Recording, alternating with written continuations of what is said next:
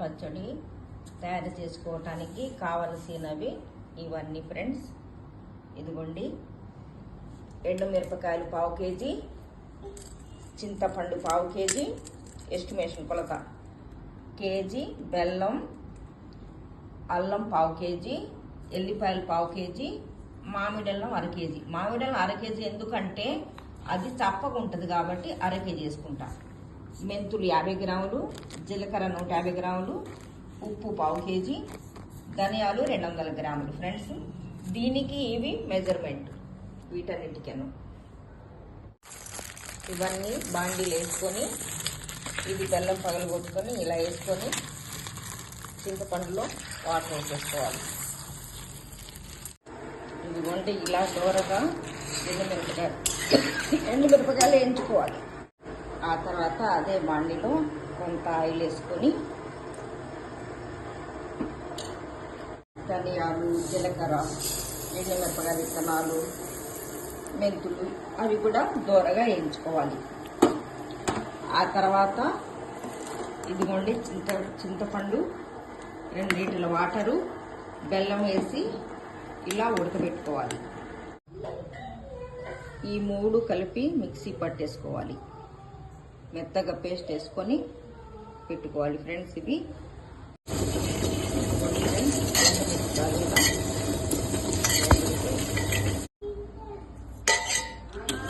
ఇలా గ్రైండర్ చేసుకుంటే మెరుగుగా ఉంటాయి.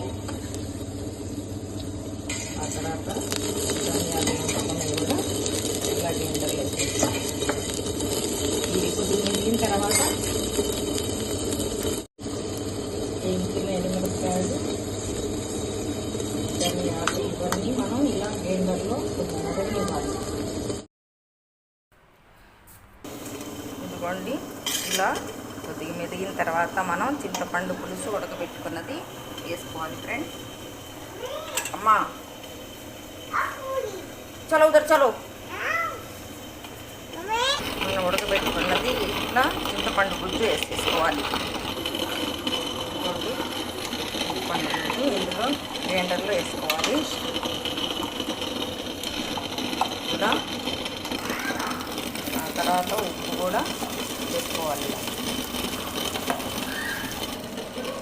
ఇది కొద్దిగా మెదిగిన తర్వాత ఇదిగోండి పేస్ట్ చేసి పెట్టుకున్న అల్లం, మామిడల్లం, ఎల్లిపాయ పేస్ట్ కొద్దిగా మెదిగినాక ఇది వేసుకోవాలి. ఇదిగోండి మిక్స్ చేసి పెట్టుకున్న పేస్ట్ కూడా ఇలా కొద్దిగా వేసేసుకోవాలి ఫ్రెండ్స్.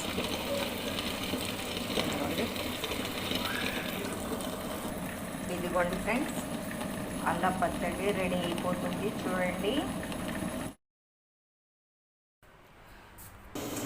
ఇదిగోండి ఇలా కొద్దిగా మెదిగిన తర్వాత మనం చింతపండు పులుసు ఉడకబెట్టుకున్నది వేసుకోవాలి ఫ్రెండ్స్. అమ్మా చలో ఉదర్ చలో. మనం ఉడకబెట్టుకున్నది ఇట్లా చింతపండు పులుసు వేసేసుకోవాలి.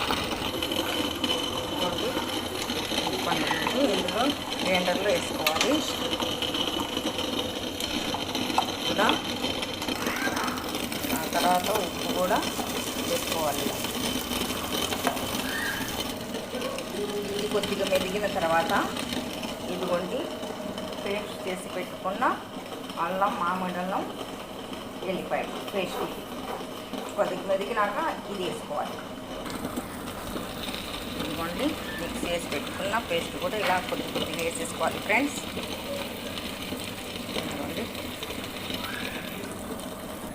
ఇదిగోండి ఫ్రెండ్స్, అల్లం పచ్చడి రెడీ అయిపోతుంది చూడండి.